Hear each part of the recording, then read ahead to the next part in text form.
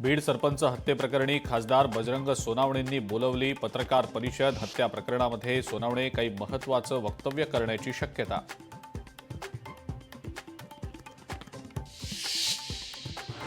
मनोज जरांगे 2 दिवसांच्या परभणी दौऱ्यावर। परभणीतल्या सोमनाथ सूर्यवंशींच्या कुटुंबियांची घेणार भेट।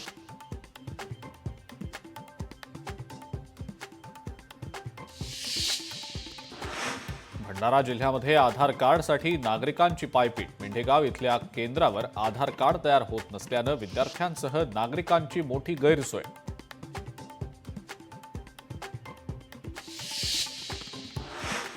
काँग्रेस कार्यकारिणीची गुरुवारी बेळगावात बैठक। अमित शहांनी बाबासाहेब आंबेडकरांबद्दल केलेल्या वक्तव्याप्रकरणी बैठकीमध्ये चर्चा होणार। पुण्यातल्या काही भागात गुरुवारी पाणी पुरवठा बंद राहणार, तर शुक्रवारी सकाळी कमी दाबानं पाणी पुरवठा होण्याची शक्यता।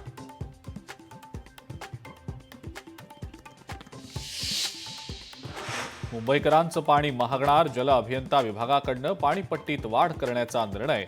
पाणी पुरवठा खर्चामध्ये वाढ होत असल्यानं निर्णय।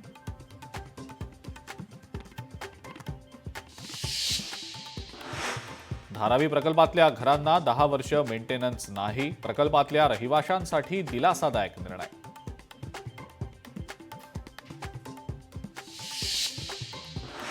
आवक वाढल्यानं अमरावतीच्या बाजार समितीमध्ये भाजीपाल्याचे दर कोसळले। भाजीपाल्याचे दर 50% घसरल्यानं शेतकरी चिंतेत।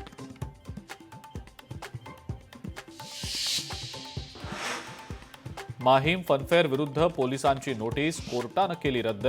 मेळावा रोखण्याऐवजी गर्दी नियंत्रणाकडे लक्ष द्या, हायकोर्टाची चपराक।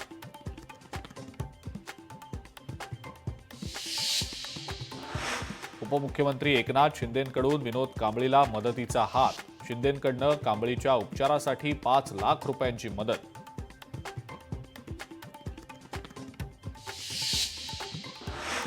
इगतपुरी शहरातील ख्रिस्ती बांधवांमध्ये ख्रिसमसच्या निमित्तानं मोठा उत्साह।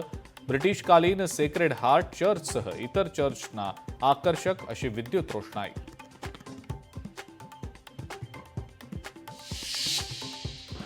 गोव्यापाठोपाठ आता कोकणातले समुद्रकिनारे पर्यटकांनी गजबजले। ख्रिसमस आणि न्यू इयरच्या स्वागतासाठी पर्यटकांची रायगडच्या किनाऱ्यांवर मोठी गर्दी।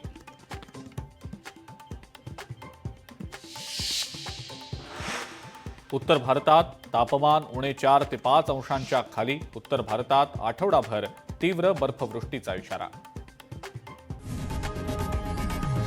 लोकशाही मराठी ऐका, पहा, जागरूक रहा।